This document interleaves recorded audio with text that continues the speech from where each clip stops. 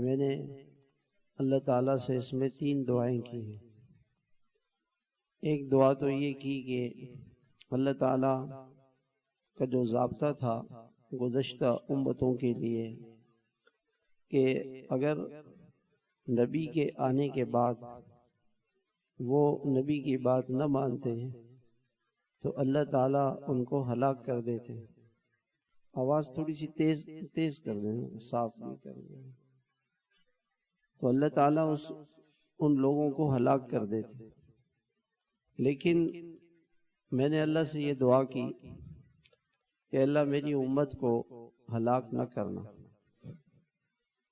اس لیے جو کافر ہیں وہ بچے ہوئے ہیں، ورنہ پہلی امتوں میں قوم عاد، قوم ثمود، قوم لوط اور قوم نوح اور قوم سبا، اللہ کا عذاب آتا تھا اور سب کو ختم کر دیتا تھا، کوئی نہیں بچتا، ایک انسان بھی نہیں بچتا تھا، اللہ تعالیٰ سب کو ختم کر دیتے تھے، ملیا میٹ کر دیتے تھے، سب کو ختم کر دیتے تھے۔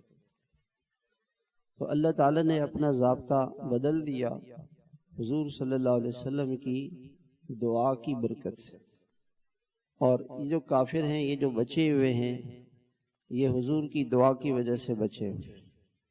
وما ارسلناک الا رحمۃ للعالمین، آپ تمام جہانوں کے لیے رحمت ہیں۔